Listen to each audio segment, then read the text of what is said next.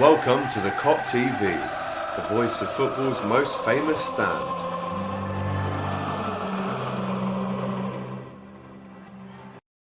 Yes, good afternoon and welcome back to the Kop TV with myself, AGT, the voice of football's most famous stand, as we all know by now. Of course, a big one this Sunday, the 4:30 kickoff at the Etihad has come around very quick this year. And who better to preview this game with me than man like Buvey from 90 Minutes. How are we doing, fella?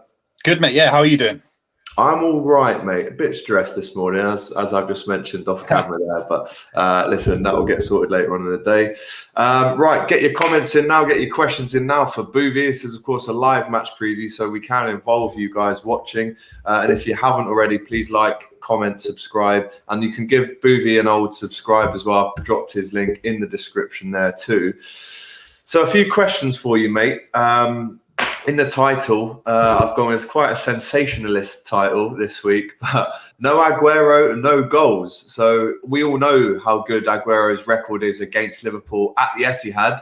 Definitely not so much at Anfield, 0 goals, but I think it's 8-8 against us at the Etihad. So it's a fair question. Where are the goals going to come from if he's not playing? Well, look, I think the way City have played in the last 3 games in particular, I think, an away leg in the Champions League against Marseille, really good performance, Olympiacos at home, and then in the Premier League, 3 incredible performances. I think it's about keeping it tight and creating enough chances that we can convert it. I think Aguero, you give him 2 or 3 opportunities a game, he'll score probably 1 of them. Whereas Sterling, Foden, Jesus, they probably need 4 or 5 or maybe even 6. So I think the game's really, it's about controlling as much of the match as possible and not let Liverpool be dangerous, I'd say. Yeah, we had Will Perry on the other night, a big City fan. He was on top of the Kops with me. And he said that even though if Aguero isn't around, they're still going to pose a threat. He said that Ferran Torres looks like a kind of player that no matter where he plays, Guardiola has essentially decided a new role and a new position for him in that striker role. Like you said, scored against Marseille the other night. I mean, it would be wrong, I guess, to think that Man City can't score goals without Aguero. But can we realistically see, a partnership up front of Jesus, Torres, Sterling? Is that going to work? Yeah, I think it would. I think Ferran Torres is someone that has gone under the radar for obvious reasons because he's not a big money signing. He's not a Jadon Sancho, obviously, that Man United were linked to. But you'd have to say, based on what I've seen of him and how you speak to Spanish fans, obviously Valencia fans in particular, he's so balanced. He's an intelligent footballer. He probably doesn't have that dynamic sort of raw pace that we saw in Leroy Sané, and that's why he probably went under the radar. But the goal against Olympiacos was a very special kind of goal. I thought the way he took it on, he had an extra couple of touches in the box that shows he's got a lot of poise. He's very calm when he takes his chances, and he's so young as well. It was a very exciting performance. I think he's about 21. I don't think he's much older than that. And for the money we spent on him, for about £20 million plus add-ons, I think one of those add-ons being if we win the Champions League, which we obviously won't. So we're not going to pay that. But I think Ferran Torres can cause you issues. I'd say obviously Van Dijk's a big issue. He's not going to be playing down the middle. But the fact that Van Dijk's out, I think it gives you maybe a few gaps here and there in the defence that Ferran Torres, a player that you probably obviously don't know how to play against, could exploit if he does start. And I want him to start. Yeah, a big headache really for Klopp to choose the centre-back partnership that we're going to go with on Sunday. But I mean, it's difficult, really, isn't it, Buvey, to look at this title race now, even with the injury to Van Dijk and the injury to Aguero.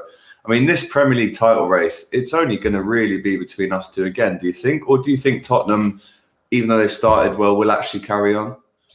I'd put Tottenham in there. I think they're that good. If Kane gets a big injury, then they're out of it. I think they need Kane to be fully fit, whereas I think you can win the league without Van Dijk. I think you're more than good enough to win the league without Van Dijk. And obviously, we've won 2 Premier Leagues under Guardiola, 1 without a left back, or 2 without a left back, and 1 without De Bruyne.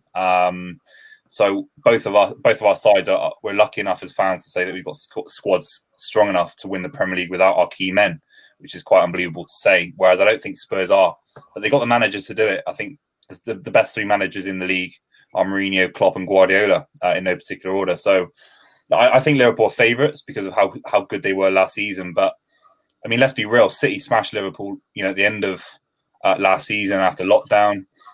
I'd argue you've lost a little bit of bite anyway. Before Van Dijk, I'd say you weren't the same side after you knew you were going to win the Premier League. And it's very hard to retain the Premier League. Everyone knows that. City fans know that. So I'd say City, if we beat you on the weekend, I think we might actually become new favourites to win the Premier League because we've looked so good in the last 3 games.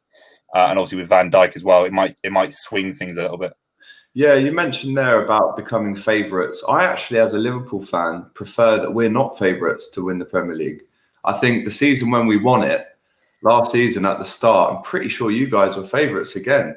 So I think that could actually work in our favour. I don't think it's difficult because we have been kind of put down as favourites on the opening weekend a few times in the last few years, even though we hadn't won it, which I thought was a bit weird. But I'm not too bothered about being the favourites. You mentioned there as well that Liverpool obviously got that absolute slumping at the Etihad in June or July or wherever it was now.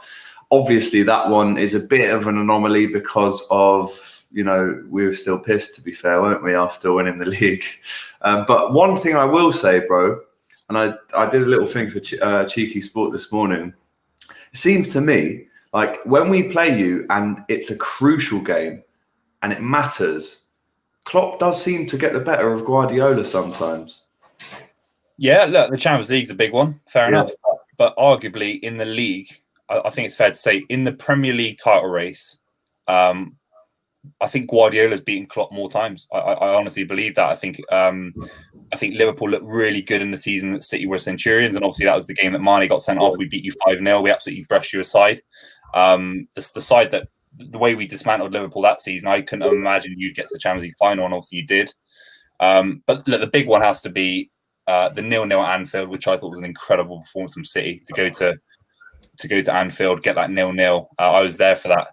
And it was an incredible atmosphere because I think Liverpool fans didn't quite understand what was happening because you're obviously used to smashing us at Anfield. But City sort of were so rigid and so strong defensively. I think it was Laporte and John Stones at the back that day. And so were Liverpool, to be fair, except for that Van Dijk mistake. I think you were exceptional as well. I could see something similar. I could see both sides being very, very defensive and just trying to get a 0-0, to be honest. I really do see it like that. I don't know how you feel, mate. Yeah, I don't see a 0-0 in this one. I can't lie. I do think we're going to come and try and score goals. Just looking here, sportskeda.com. Total matches in the Premier League. Klopp's won 5, Pep's won 3 with 2 draws. So if you're looking at this stuff, it's telling me that Liverpool just edge it in terms of league. Well, definitely in England, whilst the two have been head-to-head. But I think when you're referencing that 5-0, obviously, we went on to the Champions League final that year. Even though, bro, that game completely changes when Mane gets a red card for that high foot. So that even though you get 5-0, was it 4-0 or 5-0, the more recent one? I think it was 4-0, the most recent one. Look, I know Klopp's definitely got the better over Guardiola for a lot of games, but I'd say actually the 3 or 4 big games that actually mattered on sort of the points tally on the Premier League would be the 2 in that season of 18-19, where we obviously got 4 points out of 6 against you lot, and maybe at the start of that Centurion season. I think everything else after that was irrelevant almost, just because obviously you've not been in a Premier League title race under Klopp except last season and the season before, and I think this season it might be so early that both managers actually look at it not as much of a crunch match. I think Guardiola looks at the games against Burnley, Fulham and West Brom trying to get full points as opposed to Liverpool because it's so early in the season. I think Pep wants rhythm. Obviously he wants to beat Klopp, don't get me wrong, but I think he wants rhythm. I think he wants to go on a 10, 11, 12 winning game streak. That's more important for the league. And I think Guardiola knows that. Last season when we won it, I think you were still unbeaten when you came to Anfield in... Was it January or February or November, that game? It was definitely a winter one, wasn't it? Because it was a yellow ball. Yeah, I think it was December. Yeah, around that time. And it was obviously 3-1 then. Great performance that was. And I think that game maybe actually turned the tide in terms of who was the favourites to win the title. And that could as well happen on Sunday. A couple of questions from the guys watching. Liverpool always beat City. Just don't bother attending, Man City. Great. Ask Buvey, who is better, Salah or Sterling? Big question. Yeah, I'll take Salah every day of the week. I think Sterling... the I think the big debate usually with a lot of players is if Barcelona, Juventus, Bayern Munich signed either one of them, who would make the guaranteed difference? I think Salah would. I think Sterling for us is exceptional. He's a Guardiola player. He's been built in the image of sort of Pedro at Barcelona. He's great for the squad, but I think Sterling, his finishing hasn't improved. I'd say he's still scoring a great amount of goals, but to get to that kind of Ronaldo level where you know that if Real Madrid signed you, you could make a difference. I don't think he's there yet. Really? Okay, that's interesting. Both teams do better against each other when they are playing in their home grounds. Interesting. Bayesian Pops LFC. Buvey, grow up. The Reds were all drunk when you won last season. That's a fact, to be fair. Dinesh says, afternoon, boys. Stephen, Buvey, do you think Jota will be a Bernardo Silva-esque player? Both Portuguese, both probably friends, to be honest with you. Both in the squad for Portugal all the time. Different players, I think, though, aren't they? Yeah, I think Jota's a little bit higher up, but I think maybe the comment might relate to the fact that he's a versatile player. He works exceptionally hard, and so does Bernardo Silva. I think Bernardo Silva could end up anywhere across the front three or in midfield. I know Jota's maybe a little bit higher up. He's been an absolutely class signing, and for me, if his goal return improves and gets better throughout the season, he's got to stake a claim against Firmino. Because I'm going to be real, I look at Firmino, I don't fully understand Firmino, to be honest. I don't get all the hypes about. I know he brings others into play, but I think Liverpool are crying out for someone who can guarantee goals down the middle as a number 9. Obviously, you've been linked to Haaland, you've been linked to Mbappe, which is probably not going to happen. But I think you are crying out for someone that can just get a goal. You'd have to work 1,000,000% to get a goal. Like Aguero could nick a goal out of nowhere. I sometimes feel Salah and Mane need to be at 100% for you to score. Which could sort of drag you down the next couple of seasons. I think if we go back to the 17-18 season, the one when we come away with that win at the Etihad, Firmino scores 28 goals in all comps that season. 10 of those were in the Champions League, 18 league goals. So the goals are there. He's proven that he can score goals at any level you put him at. And of course, he assists goals. He'll always do that. Yeah. But I do agree, since kind of... it's a difficult one because last season he scored 1 home goal, but he probably got 4 away winners on his own. I can think of Wolves away. I can think of Palace away, Chelsea away. He scored the winner.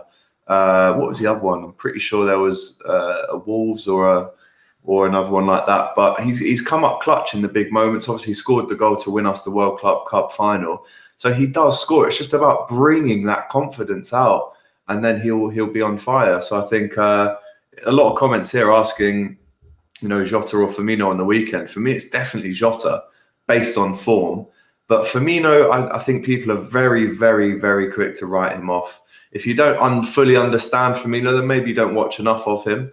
But there is a player there. He's still only 28. His peak is to come. And there is a goal-scoring striker there, whether you want to call him a number 9 or not, which obviously he is technically. But we all know what a number 9 really means. But I think that player is there. It just needs maybe a bit of encouragement and competition from Jota to bring that out again. And more comments here. Searing says, damn, haven't seen this guy in a long time. Well, he's active. He's out there. Get on him. Grace Amnesty, ask him when's the last time City won the Champions League.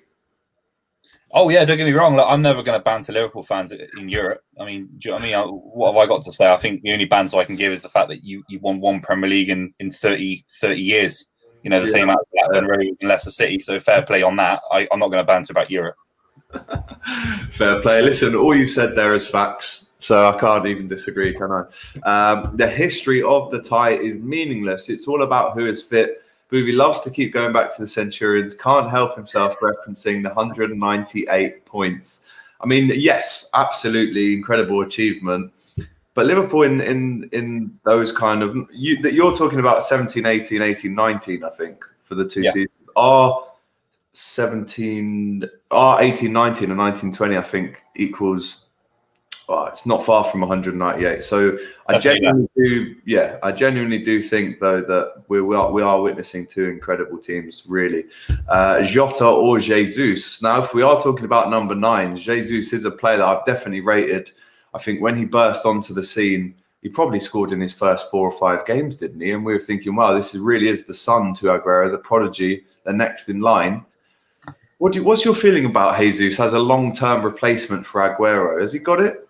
Well, look, I was there for his first game against. I think it was against Spurs. He came on and he was just electric. He didn't score that game. He was ruled offside a couple of times, but he was exceptional. I think the issue with Jesus is City fans or the world football fans think that he's got to get the ball from deep, shoot from 30 yards, score worldies like Aguero.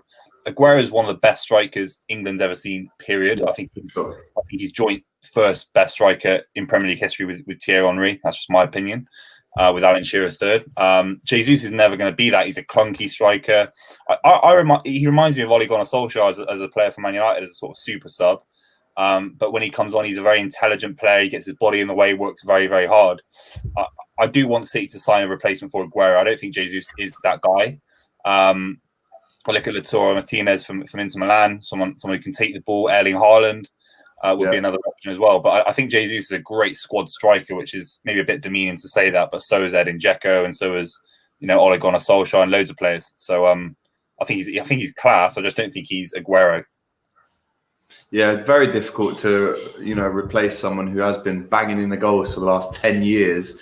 Some breaking news actually to come out, and this is good news for Buvey. Some breaking news to come out of Klopp's press conference, and this is confirmed just a few minutes ago, guys.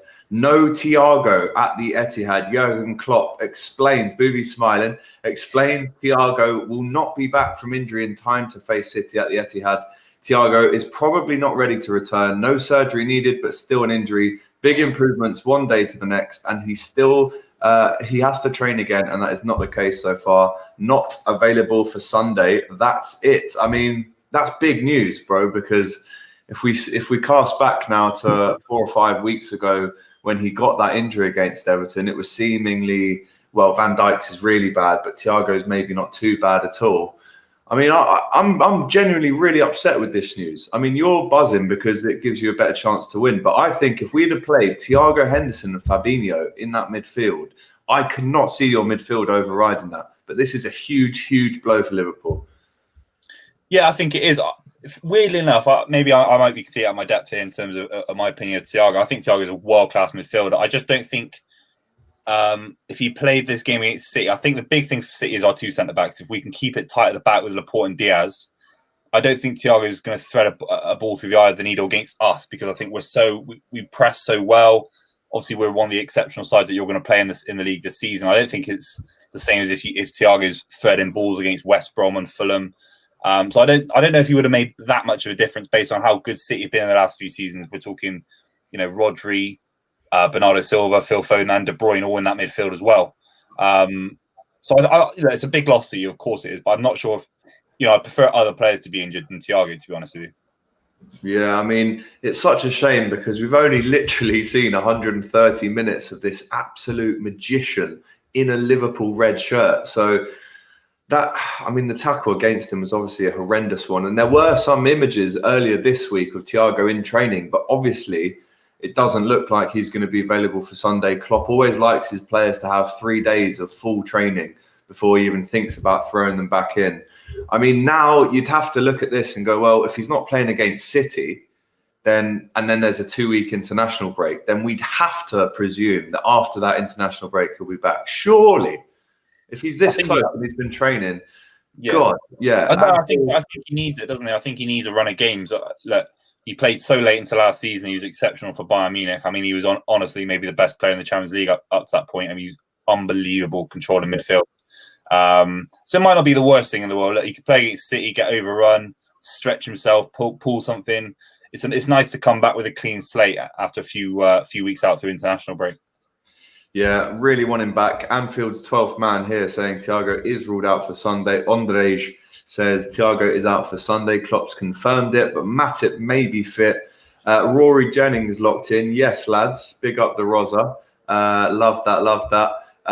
Let's see what we see here. Buvey, we agree. Kuhn is sensational. Is he fit for the weekend? I mean, there was a lot of chat that he isn't about. I know we touched on it earlier. So he's not around. But is De Bruyne going to be fit for this one as well? Yeah, I believe De Bruyne's going to play, from my understanding. Look, Pep Guardiola is one of the worst managers for any fantasy manager, for any sort of pundit or whatever, like what we do. But I think De Bruyne will start. I think it will be Laporte and Diaz at the back. I think Jesus will start down the middle as well. Don't be surprised if actually Aguero and Jesus are on the bench, and we play 6 in midfield against Liverpool with a sort of Sterling false 9, Foden, Torres, and then Bernardo kind of midfield behind. That wouldn't surprise me either, actually. No Pep. Yeah, he absolutely gives no clues away, does he, to his 11 pre-match. Bayesian Pops here says the tackle on Thiago looked way worse than Van Dijk's actually for him. And he was so surprised that he actually got up and played on. Not surprised he's still hobbled. Can't wait for him to be fit and ready. The mad thing for me about this whole injury debacle for Thiago is he gets absolutely crunched by Richarlison. Richarlison gets sent off. And then you're looking at him. I mean, Gomez at the time was like on his knees on the floor, covering his face because he thought Thiago's out for the season. Then he gets up and plays that no-look punch-through ball to Mane. And we all know that was a fucking goal. Let's not even get into that. That should have been the winner. I'm not sure about that. No, come on, mate. We all know that was a goal. Thiago punches it through. So if he's okay to do that, I'm confused, because if you can play on in a Merseyside derby in the last minute, put a through ball in like that, but now you're out for 5, 6, 7, 8 weeks. It's adrenaline. I think you're playing on adrenaline, yeah. Yeah, I think it's adrenaline, mate. I think like he obviously plays at such an elite level that once he gets going. I mean, it was disgusting that he could get up and do that. To be honest, I think there's a lot of players. I can't even do that when I'm fully fit and no look like that. Do you know what I mean? Yeah, unbelievable. Speaking of the defence for City, I mean, Ruben Diaz and Laporte at centre back. Is that now what the partnership is going to be? I mean, how happy are you with? Would it be Laporte on the right hand side or the left hand side of that? On the left, yeah. I think Ruben Diaz is the kind of right-sided centre back we've needed for a while now. The irony is, I mean, it's so ironic. John Stones has been very, very unlucky with injury. Last season he was unlucky. The season before, the final half of the season of the Premier League winning campaign, he couldn't get a game because Kompany and Laporte were playing together so well as we won the Premier League. He's fully fit. He played against Olympiacos, and I backed John Stones so much. We obviously talked about the big Liverpool City games earlier in the season. He was the one that cleared it off the line for that 8mm goal. He partnered Laporte at Anfield for a clean sheet at Anfield, which is like a godsend for any City fan to have a clean sheet at Anfield. John Stones, if he's fully fit, he'll rival Diaz every day of the week. So I think he's so class. I mean, he's better than Diaz on the ball. There's no question about it. Really? Stones and Diaz on the ball, really? Yeah, Stones is. It's hard to explain. Even when I've watched City live, Stones is one of the most naturally gifted footballers I've ever seen on the ball, and I might get slagged off for saying that. Wow. Yeah, honestly, look, he's gonna miss a pass every now and then because forwards now are so advanced in pressing and closing off space. But when he picks the right pass, the whole team sort of moves around him. So if it's him and Laporte, sort of a left-sided and a right-sided centre-back playing out from the back, the team looks so much more confident on the half-turn and pushing through midfield. Diaz can look a little bit clunky on the ball, but he's obviously a leader. He's a lot more vocal than John Stones. He may be a bit more physical as well. But it's a nice option to have, obviously. Nice option to have. Andrej here says Nat Phillips over John Stones. Yeah, I mean, there's another comment here that says something about how long will it be till City go out and spend another 50 million on a defender. I mean, talk to me about the money that you have spent on defenders. Thanks. My girlfriend's just brought in a bacon sandwich. There you go. What a lovely lady. Cheers, love. Shut the door. But talk to me about the kind of money that you guys have spent on defenders. I mean, it's over 400 million. This is actually more money spent on defence than some countries spend on defence. Yeah, look, I've seen that on Twitter a few times. But that's a fact, though. Yeah, it is. But look, here's the facts that matter. Since the start of 2010, we spent billions. Let's be real. It's about $1 billion. But that billion is converted into so many trophies. We're the most successful English side in the last decade in terms of trophy haul. Multiple FA Cups, multiple League Cups, and 4 Premier League titles. Liverpool spent more money on individual players, more money on Van Dijk, more money on Alisson individually than we've ever spent on a player. We spent a lot of money, collectively, but we've won infinitely more trophies than Liverpool in the last 10 years. So Otamendi, let's talk about Otamendi and Mangala, for example. they cost about 80 million quid, but they won about 4 or 5 trophies at their time at City.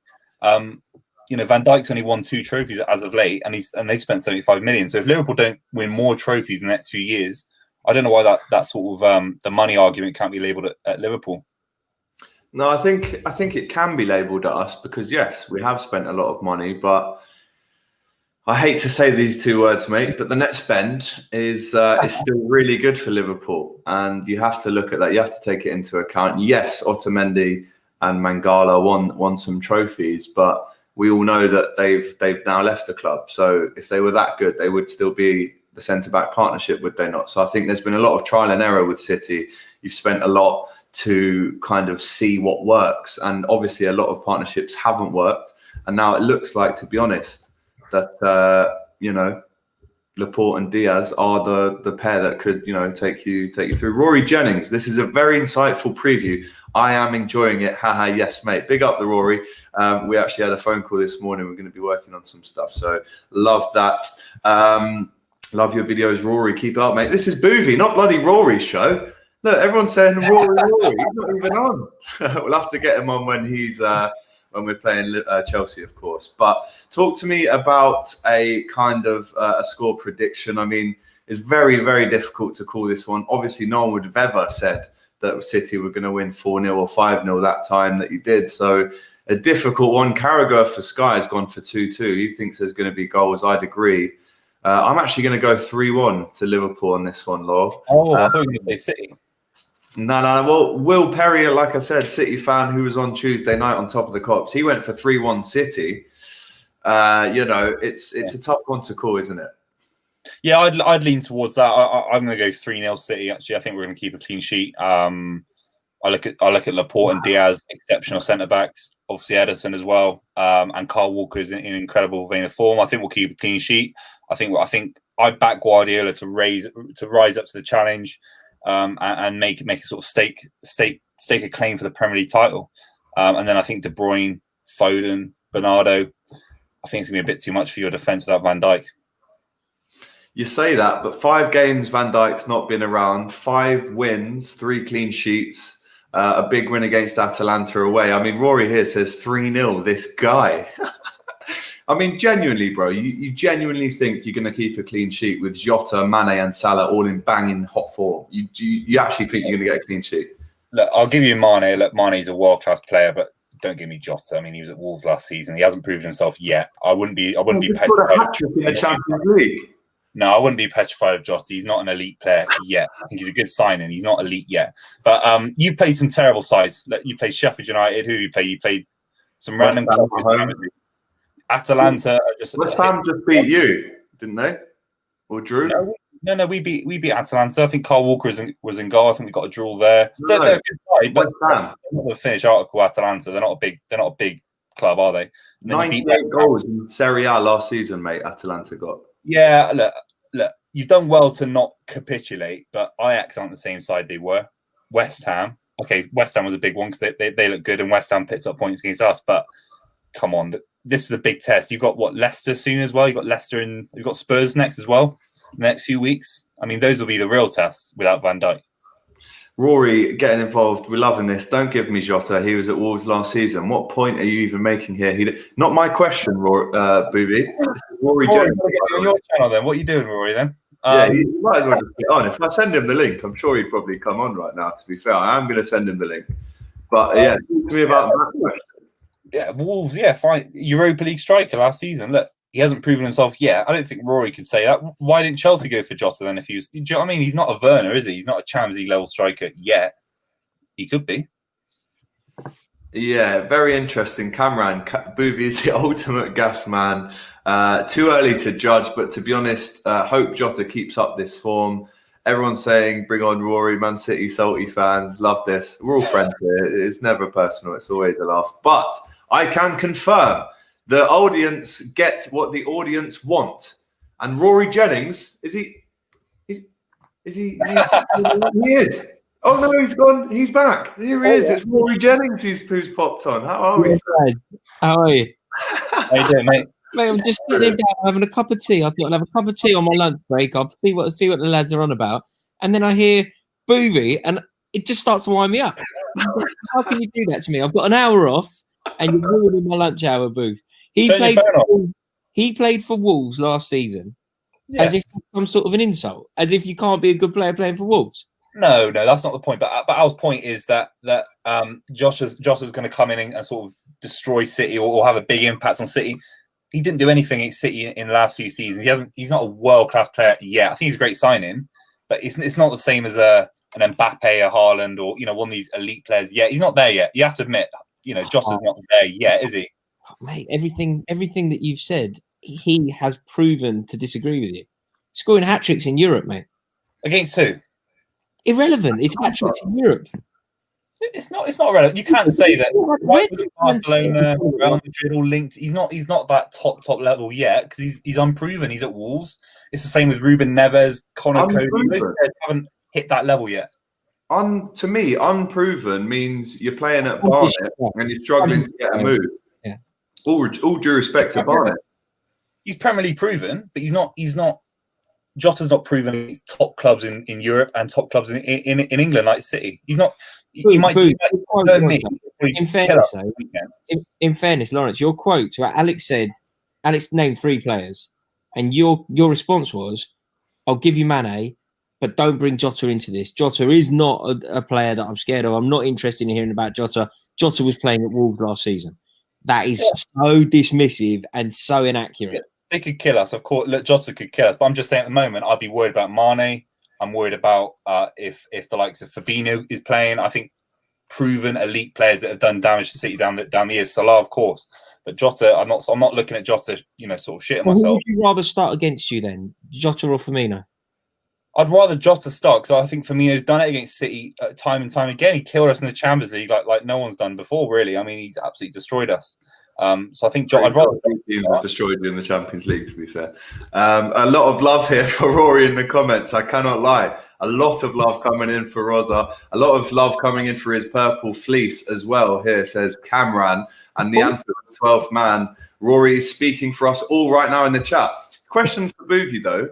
If you'd prefer Jota to start over Firmino, and let's say Jota does score maybe 1, if not 2, I mean, we're going to have to clip this up and get it online, aren't we? This chat. Oh, look, it's happened to me. Look, all 3 of us.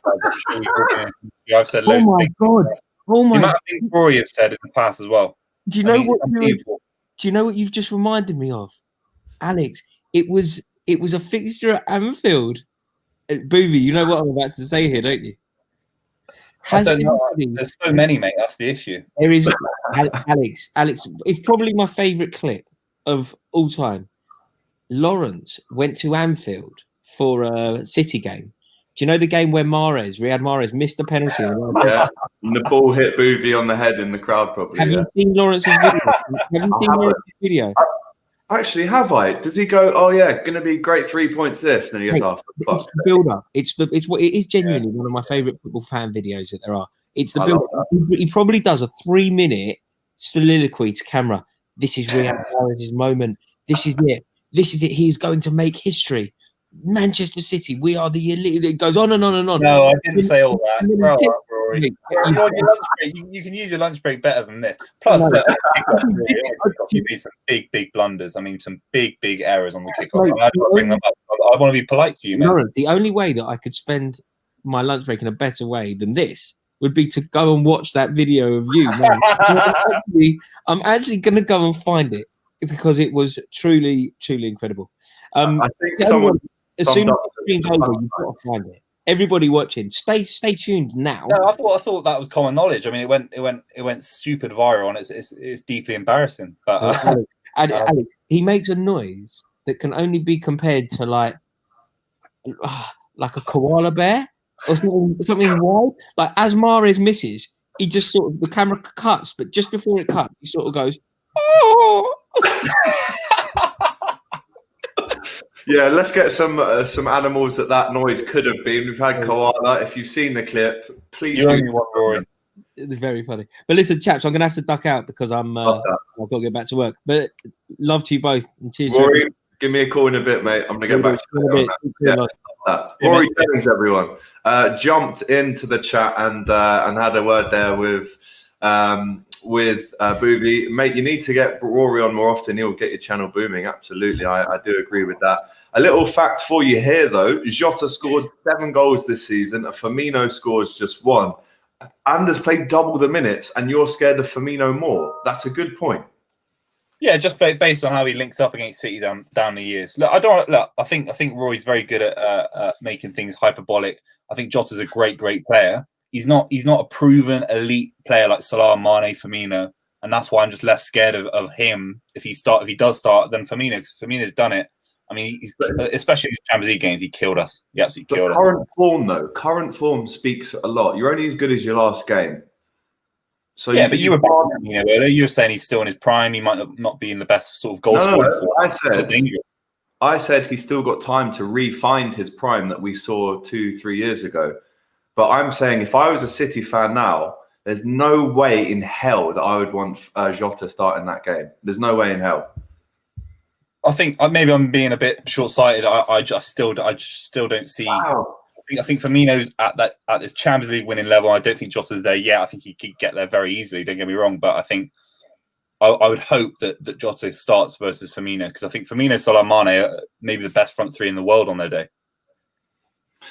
Listen, I think you might be playing yourself a little bit by saying that. I mean, Firmino has obviously done well against City, but I'm trying to remember the last time he scored against you, and it probably was 2018.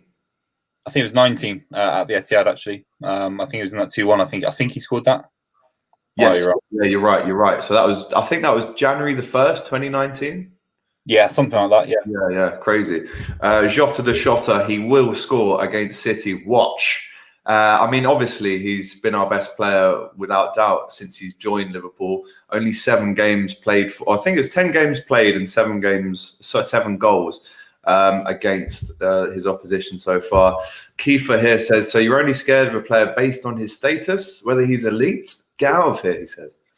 No, it's not that. I don't know why. I don't know why it's a big thing. I think Jota, if he starts against City, will be dangerous. I just would rather him than Firmino. Firmino's got this. He's a bit of a sort of jinx against City sometimes. But maybe I'm wrong. Maybe I haven't seen enough Liverpool in the last few months. But look, both are very dangerous. But I just still. I think Firmino's elite against City. Big comment here from Stingray. I think he's deluded. So-called football man, Jota the top shotter. Listen, we don't want to get into anything personal, guys. We're not about that sort of stuff. But Buvey's a mate. It's all a banter, isn't it? It's all football. Alex, get Rory on again. Absolutely, we will do that very shortly. Now, here's one. If Jota does score a hat-trick, let's just say he scores at least 2 or 3. I mean, genuinely, what would your response be if he slots 2 away at the Etihad? Oh, mate, I've been in this industry enough years now that I've made enough blunders like this, so you won't be seeing me. I'll be breaking lockdown and flying away. I'm sure. Where was it that Neville went to? Was it Bermuda?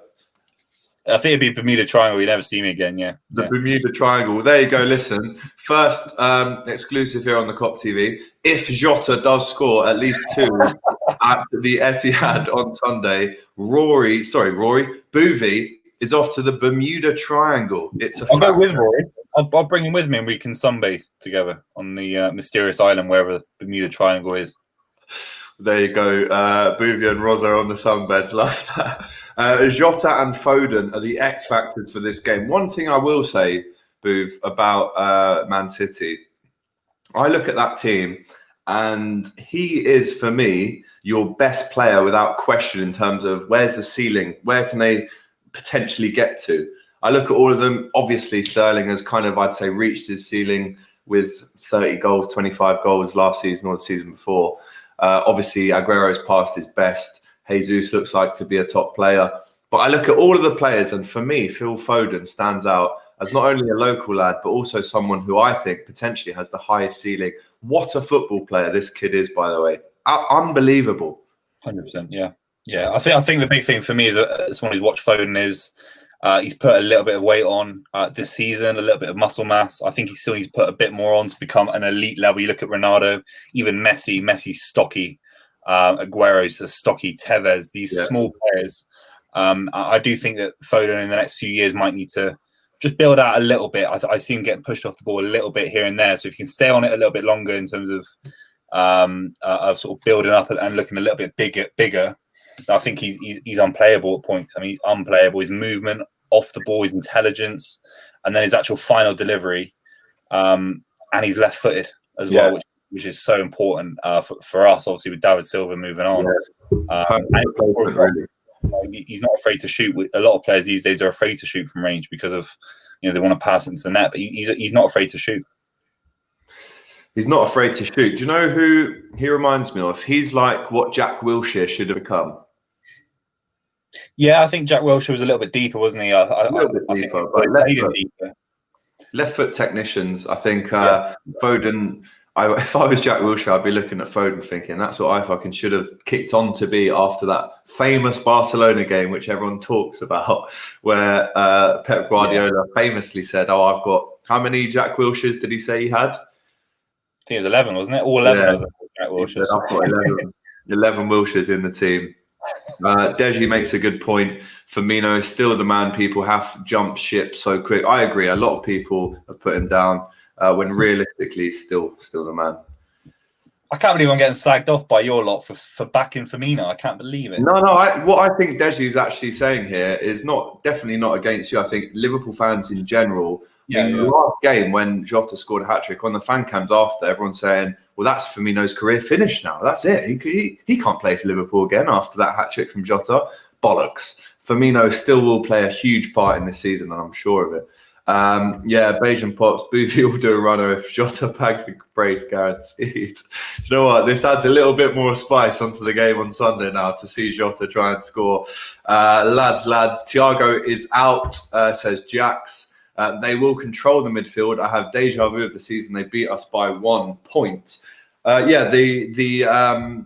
Big up to James Redmond, by the way. He's going to be on the stream very shortly after. I mean, having Thiago out. So who's going to be your midfield three that will start then? I'd love to know, in your opinion. Well, I think it's going to be De Bruyne and Rodri for sure. Gundogan could come in there and do a job. Potentially Phil Foden drops back. I think the big thing is just give De Bruyne the license to do what he needs to do. Obviously, at the start of the season before Fernandinho's injury, Fernandinho and Rodri played together, and they tried to give De Bruyne the only free role in the team. It didn't quite work. I think he felt that he had to do everything. He had to shoot, pass, and cross from every different angle. So I hope he plays with another playmaker where there's a bit more balance.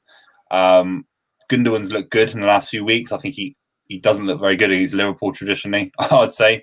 But I could see Gundogan and De Bruyne playing together for sure. I think Ondrej makes a great joke after I made that Foden comment. The highest ceiling is Adrian. That's definitely not fucking true. Thiago is out, as Jax here says. A big person that has impressed me this season, which Great Nepal references here, is Kyle Walker. I was talking to, like I mentioned earlier, Will Perry, who said Kyle Walker has kind of gone like this, especially towards the end of last season and the start of this season. Absolutely. I mean, that goal against Sheffield United, one, it must have meant so much to him because Sheffield United is his team and his club as a kid. But those kind of strikes, he's kind of got that right foot cut across into the left bottom corner shot on lock, really, doesn't he? Yeah, defo. Look, the thing is, he's tried it more. He's tried it probably hundreds of times since I've watched him play at City, and he's probably scored one or two of them. But he's class. He's a player that's completely underrated by everyone. I think he should be playing for England at the Euros every day of the week. He was part of that back five or back three that got us to the semi-final of the World Cup. He's pacey. I think he's getting more intelligent with age, sort of his reading of the game. I think I don't know why he's not considered our best right back. I think it sounds ridiculous. I think he's a better right back than Trent. I think Trent's a better player than Kyle Walker. I think he should be a midfielder. He's that naturally gifted. He's an unbelievable player, Trent. But as a right back, I don't think there's many that offer the physicality of Kyle Walker. You look at Aaron Wan-Bissaka, he's awful on the ball. Kyle Walker's brilliant on the ball, and he's a winner. He's a leader. He's exceptional. Yeah, I love him. But is that, we talk about right back, he's played a lot, is the kind of right-sided centre back of a back three or a back five, however you want to call it. Where is his best position? Is it bombing up and down, or is it slightly infield a little bit more, putting the the pinging the passes right across. What's his best position now?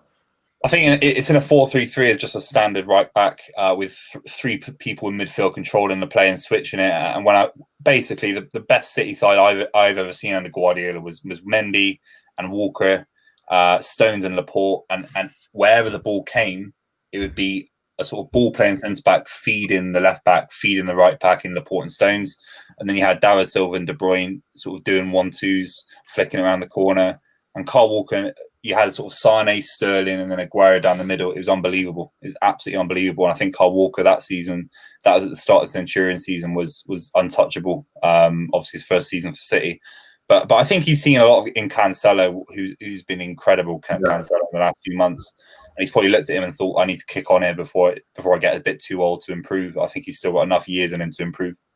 But hasn't Cancelo been playing left back, and he's a right footer, isn't he? Which is obviously, listen, if you're good enough, you can play any position with your right or your left foot. But is there question marks now over the future of Mendy, considering that Cancelo is starting over left back? Yeah, the club I think the club want to give up on Mendy. I think he's been firstly unlucky with injuries, and I think there's a few things with discipline potentially, with sort of work rate. I think he's actually I think he's one of these players, sadly, that loses a bit of themselves after an injury. Some players are lucky enough to have a major injury, come back, look the same. I'm sure you'll be feeling that for Van Dijk. But Mendy just hasn't. He's lost a yard of pace. We tried to get Tagliafico from Ajax, the left back. Yeah. So I think our left back situation is an issue. I think Cancelo is slotted in well, but he doesn't want to play left back forever, and that's where the rivalry is, because I think he'll want to play right wing back or right back against Kyle Walker. And I think they're both exceptional. It's a shame that he's not left-footed, Cancelo, really. Yeah, actually, Kiefer here says he agrees with Buvey about Trent. Better in 1v1 situations than Trent. I think that's the one thing that people have thrown at Trent, that may be up against it 1v1. He's not the same player as he is going up attacking, which, yes, there is some truth in that. But Trent played really well in the Champions League the other night, and he made a crucial block. I think it was Zapata who was bearing down on goal. Trent blocks it, it hits the bar and goes over. And now that's at 1-0 to Liverpool. If that goes in, it's 1-0. They've obviously hit the bar and the post as well. So we easily could have lost that game. And I think Trent really did play well as an out-and-out defender against Atalanta the other night. Sabir says, "Oi, weren't you the lad on AFTV for Community Shield?" Yes, I was. Welcome. Subscribe, please.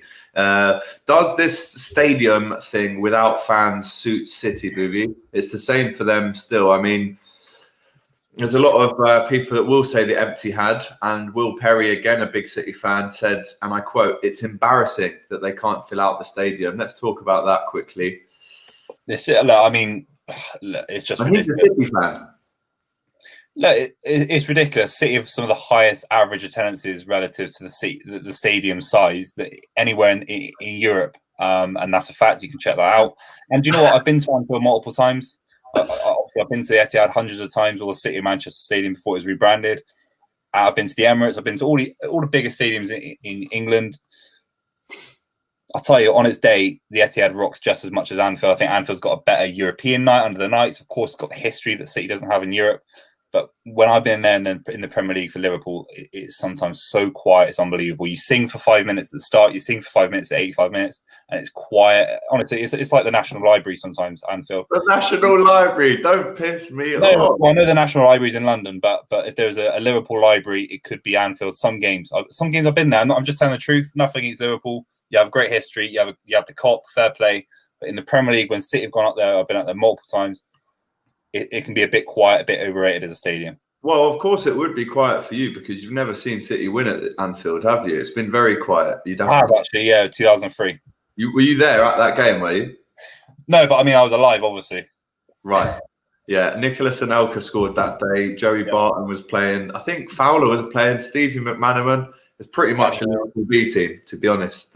We lended you a few players and you won. I mean, to not win at Anfield since 2003, Booby, you've got to admit now, that's not good enough, is it? That is awful. That is an awful record.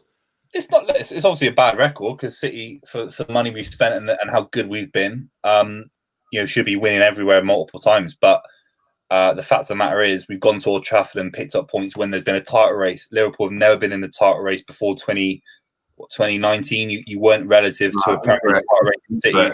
2001 big title race, 2009 big title race, 2004 no, big title race. City to go to Anfield and pick up important points in the Premier League. We haven't needed to pick up points at Anfield. Okay. Yeah, I get what you're saying. You know, obviously we lost to you with Coutinho, but then obviously Gerrard slipped, so he did it for us. But no, that's just what happened. I'm just speaking facts. But the fact of the matter is, it's a record that now looks really bad because you're obviously title contenders with us for the first time in a long time for Liverpool. Yeah, I mean, City have come. My favourite Liverpool City game at Anfield, without question, is that Coutinho kind of last minute winner. Obviously, we didn't go on and win the league that year, but I have such good memories. I don't bet, Buvey. I'm not a betting man. I bet Liverpool would win 3-2 that day. So when we did, and I took my slip down to the bookies to bring out 330 quid, I think it was, I was very, very happy. A lot more questions for you here. If Pep leaves, which manager would you take? Tough one. Yeah, no, bro. If you don't win the Champions League or the league this season, it could be a very different season next year for City. Very different. I think he's very close to going anyway. To be honest, I don't think you can pin your hat on winning the Champions League. I think the club have basically behind closed doors offered him a contract. I don't think he's taken it yet. He's doing a very Pep thing of being very modest and trying to be sort of I need to earn this next contract. I think the club would have given him 10 years yesterday. They would have given him a 10-year deal. I don't think he wants to sign yet for personal reasons. I look at him, I think he might want to maybe go back to Spain, go back to Barcelona, maybe not as a manager, but maybe in some sort of presidential or sort of political role there. I think that could happen. I think the big thing for me is Pochettino. I think Pochettino, I wouldn't want to go to Man United. I've seen, if I was Pochettino looking at Mourinho struggling to get the right players in, obviously Solskjaer, I'd wait for City. I'd wait for City because we're not going to win the Champions League this season, City. No way. There's no way that we're going to win the Champions League, in my opinion. Why is that though? Why is that, Buvey? Because you, at this stage, like you said, you've won the most trophies in England in the last 10 years. So many FA Cups, so many League Cups. Is it not disgraceful, really, that you haven't won the Champions League? And why are you so confident already this season that you're not going to win it? Surely you should be thinking, well, we're going to step it up and win it this year. Surely. Yeah, I wanted to win. I'm not going to discredit the Champions League. I think I prefer the Premier League at the start of every season. I want City to win the domestic league. I think that's more important for me. I think it shows more consistency than the Champions League to win 38 games versus 12 or 11.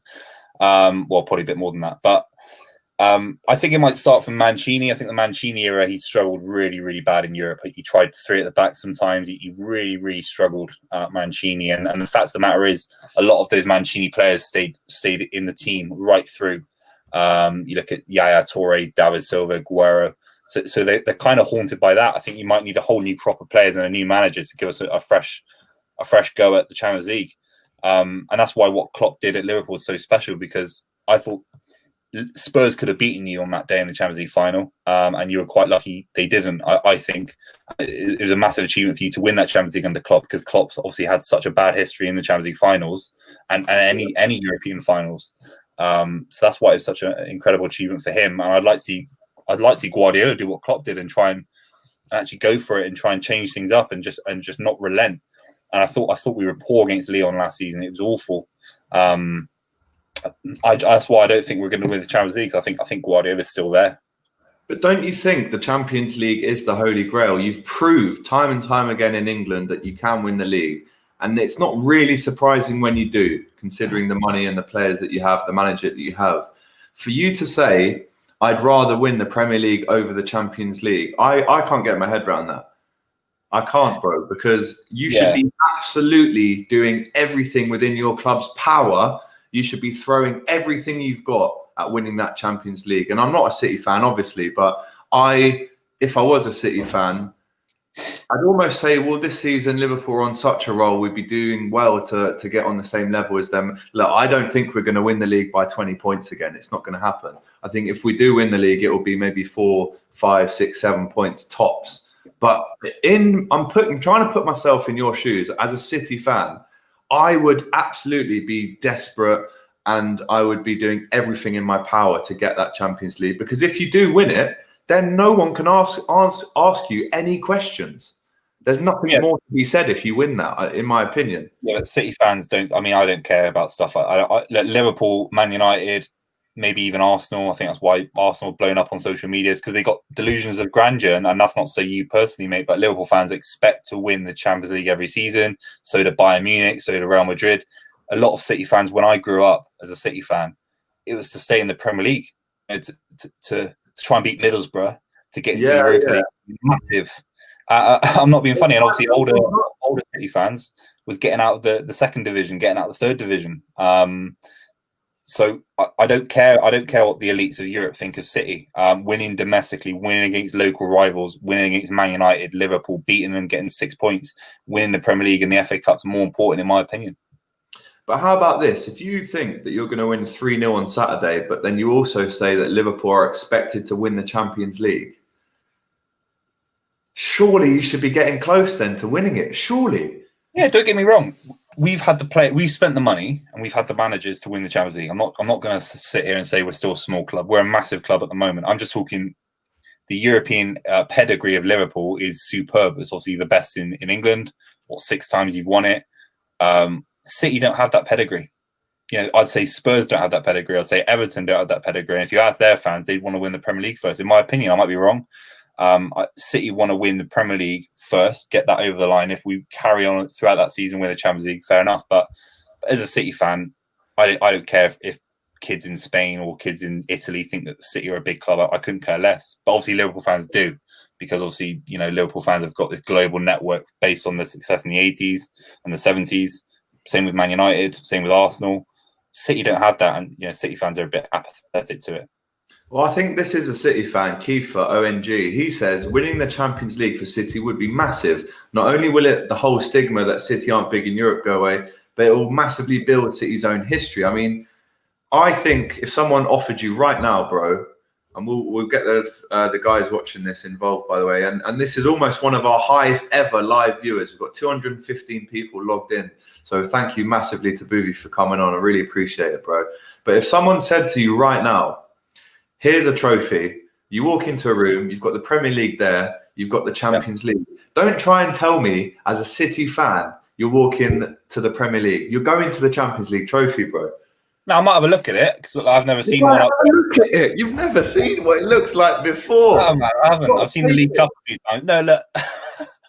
But football doesn't work that way. Football doesn't work that way.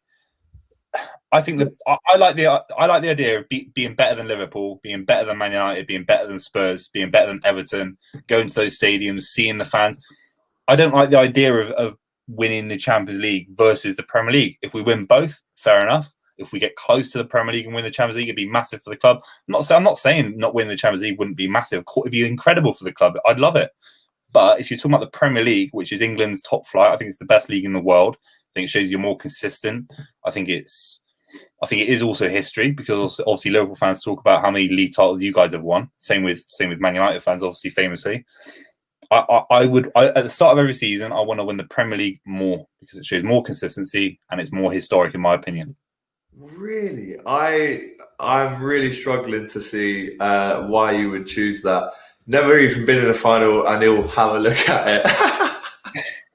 But how about this? Man City's owner walks into a room, right? Pep Guardiola walks into a room. Buvey's, having a look at the Premier League trophy, giving a little time.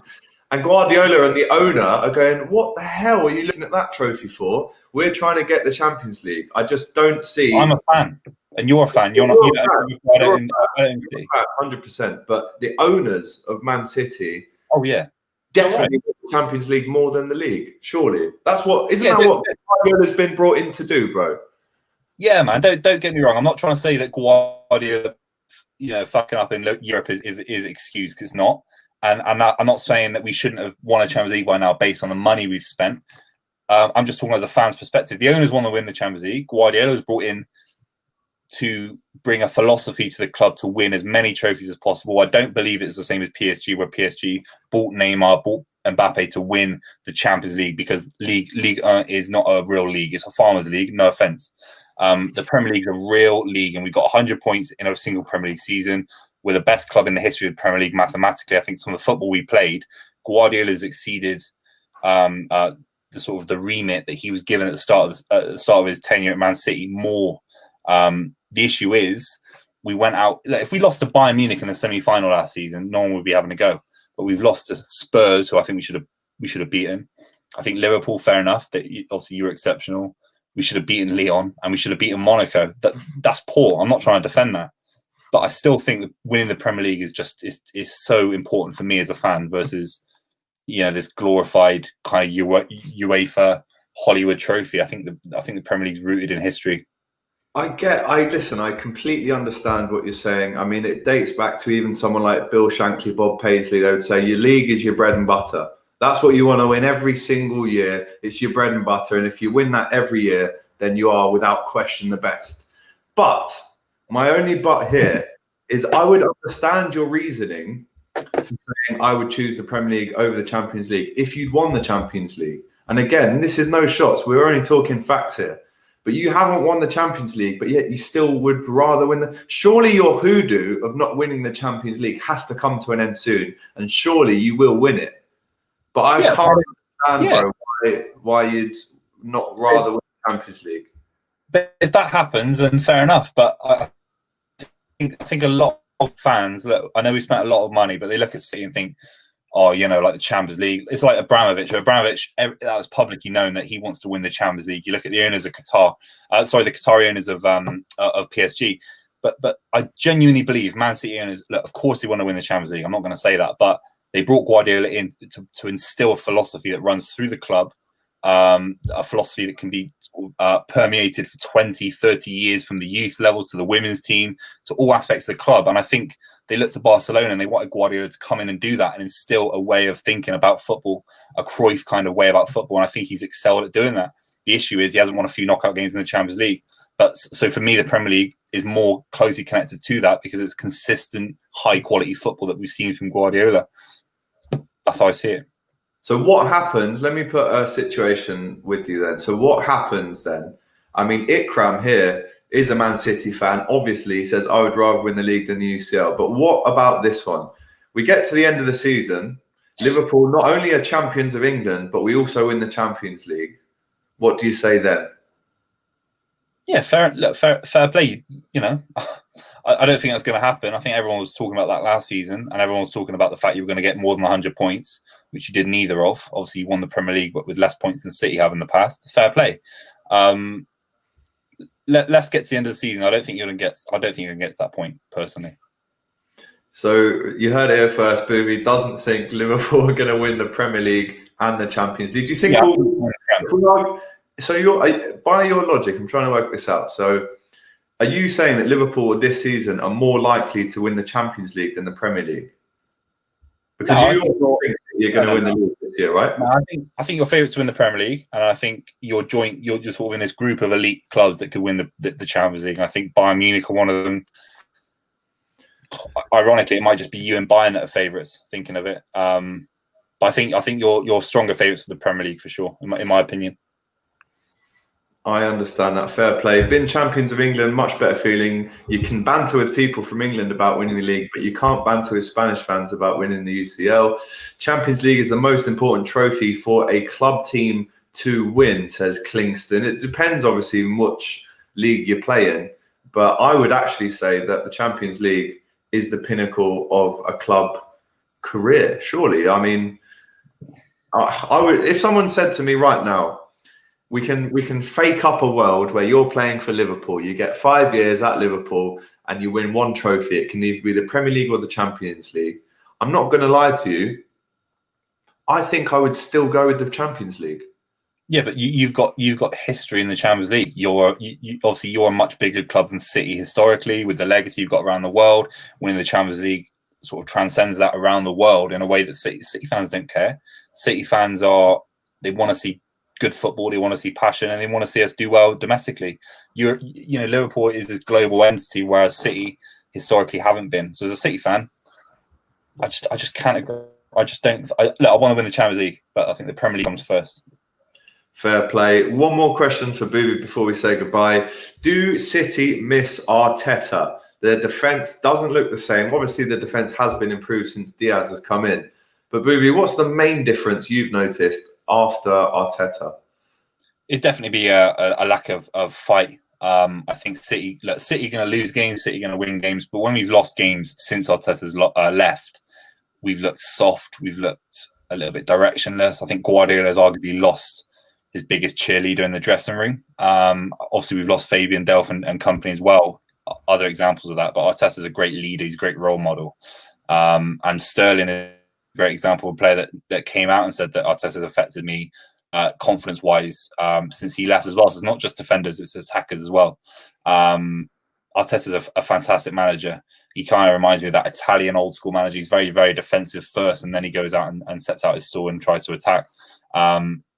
He was an elite coach. We had 2 elite coaches at City. We had Guardiola and Arteta. I think they're both elite coaches. So yeah, it was a massive, massive loss. Yeah, I agree, to be fair. I think there has been a little bit of fight lacking in the City defence since Arteta has left, and he's obviously come back and put one over on Guardiola in a few games since they've come back. If anybody denies the significance of winning the UCL, then they've lost their mind. Teams that fight for the UCL have already won their local leagues or thereabout. And look, there's a lot more coming in. City should win it for Aguero. Obviously, there was that famous Aguero headline where he said, "I'm not leaving City until I win the Champions League." So he might be there forever. Who knows? Question here for Buvey. Will Buvey be on the gas tank on Monday? Yeah, it should be. Yeah, it should be. If City gets smashed, then I might, as I said to you, mate, I might have to maybe take a domestic flight to Scotland or something if I can't leave the country. Funny. To be fair, I'm actually heading out for some work to Tenerife on Sunday. So that's where I'll be watching it from, out in Spain. But yes, right then. Listen, bro, a real pleasure to have you on today. It really was a good insight to seeing how City are going to line up on Sunday. A big 4:30 kickoff at the Etihad. One thing is for sure, if Diogo Jota scores, bro, run. Get out. I think he's a class player. Clip this up. I mean, he's a class player. I just think he's less effective than Firmino against City. It's all right. So we can clip that up and not the few clips. Love that. To see us out, Barnes or Grealish. I mean, different eras, different players. Ridiculous question, to be honest. I'm going to go with John Barnes. Right. Buvey, my bro, thank you so much for coming on. Good luck on Sunday. May the best team win. That's something that we can both agree on, eh? May the best team win. And we'll see you around. Take care, bro. Cheers, man. Cheers. See you later.